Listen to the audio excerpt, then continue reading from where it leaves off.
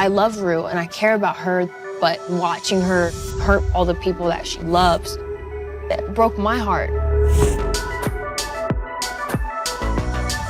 Episode 5 has always been just a really difficult episode to tackle. And it shows, I think, the devastation addiction can cause, not only on the person who is dealing with it, but also the family that has to get them help. If this show is going to be honest about addiction, it needs to be honest about the person that addiction can turn you into. The one thing that's certain about doing drugs to the degree that Rue's doing drugs is that it's going to get increasingly more chaotic, and the plane's got to crash. This is bad. This is really, really bad. I want to get clean. I can't do it. I wanted to kind of just portray what an intervention looks like just from a family perspective and how hard it is to reason with someone who's in a state of true irrationality. You wish I was different? So do I! That disparity between who she wants to be versus who she is was something that was imperative to explore in this episode. The most important thing was to not shy away from how ugly those moments can be. You know what? If you want to fucking consider smoking some weed to help with my panic attacks, doing drugs, then yeah, sure, whatever. It's just weed. I'm not talking about weed, Rue. I'm talking about pills. I didn't realize when you're doing scenes that require you to not only hold yourself back, but hold another individual back, how it's taxing emotionally, physically, spiritually, mentally. When I look back, first season, you know, that improv scene of us fighting, it went there. And this season, it just got more crazy. You will not attack me in my own home. I want your own home. I raised you. From the moment I met Zendaya during our chemistry read, we automatically clicked. We're both delicate in a sense of let's make sure after every take, we come, we hug, you okay? Did I bruise you? Did I hurt you? What did you do with them? We flushed them down the toilet. I'm really thankful that Jules did tell Rue's mom. It's one of the more mature decisions Jules has made. I think it comes down to her prioritizing Rue's safety and health and future.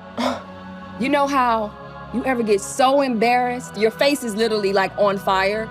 And in that moment, Zendaya nailed it. I could see her whole face just crack. You know, I have a lot of regrets, but I gotta tell you, Jules, meeting you has got to be at the top of my list. At that point, someone who is in deep pain has no healthy way to communicate that to anybody. Jules doesn't have a lot of people, and Rue's always been there, and potentially losing her as a person in her life is not up for debate. It's got to be one of the most painful, difficult sort of experiences, feeling like you're helpless to save someone that, you know, you love more than anything. Why would you say anything?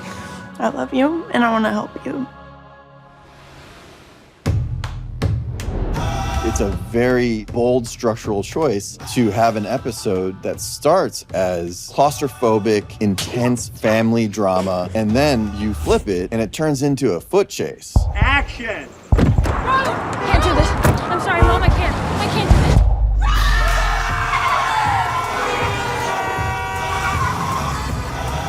We always look at what best serves the narrative, and this was an episode that we wanted to be flexible with, and we wanted to be able to move around it in whatever way, given that it's such a performance-heavy episode.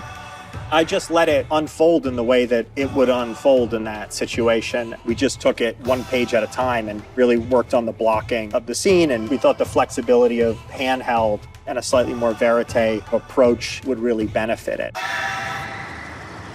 Everything okay, miss? Totally. Where you headed? Home. Excuse me? I'm headed. Basically, the entire episode is like Rue on the run, right?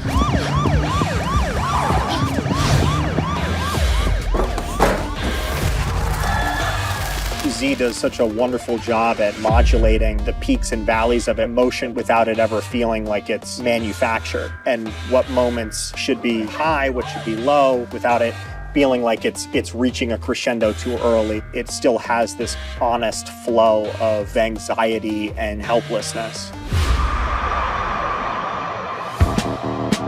In this episode, Rue's hair really worked with the story. It really showed the state that she was in and everything she was going through. Her hair was the most difficult to do in the whole show.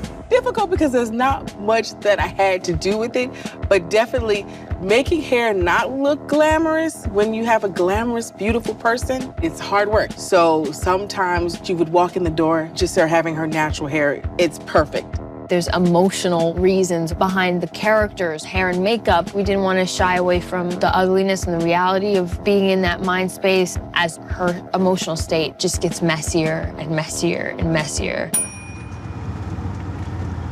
Gia, can you pay attention and help me find your sister?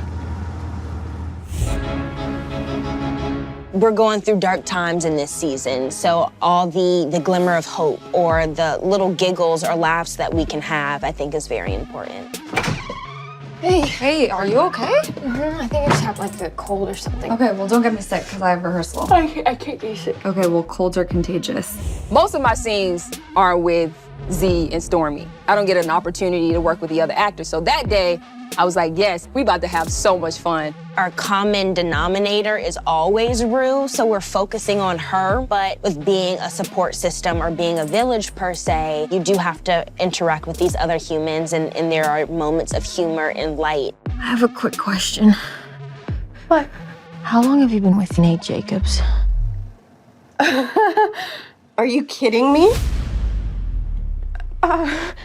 It's been a very bittersweet, heartbreaking storyline. I have to have so much anxiety as Cassie because Cassie knows at some point it's going to come out. Maddie is going to find out. I did not expect that. Like with Cassie, she really felt like Maddie's best girlfriend that they, could relate to her on so many levels. And so, she has a lot of rage. Okay. Literally gonna get violent. No, there is no need to get violent, okay? Because we are having an intervention. The intervention scene was very funny and also extremely dark and really sad. And that's kind of what makes it such a well-rounded show. There's lightheartedness in the seriousness.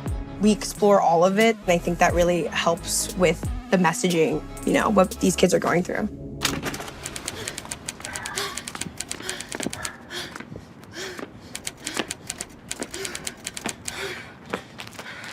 Sam's scripts are very visual. A practical lighting cue or details like this sometimes are written in the script. So we do a lot of over-stylized lighting that follows a certain emotional realism. I'm looking at a lot of contemporary photography. It's definitely a guidance for me. Like, for example, Nan Golding, the photographer, her work was a big inspiration in terms of color palette or just the way she approaches her subjects. We were shooting that episode for about a month, and just to see Z continue to build upon the rage and the anger and the withdrawal that follows and consistently push it narratively forward, I think was one of the more impressive things that I've witnessed her do. I think the spirit of the Euphoria is always empathy, is always to see people from their own eyes and try to feel what it's like to exist in somebody else's head. There's obviously parallels that I have in my own life to Rue, so it wasn't hard to imagine how that situation would unfold. There's a mother sitting there at a kitchen table having spent the whole night looking for her daughter. It's ultimately, I think, something we forget about. Addiction is the impact that it has on families. As a parent, I can't imagine being on the other end of something like that. And so I think just ending on Leslie and the relief of knowing that Rue has come home allow for the empathy of the episode to be reconfigured at the end.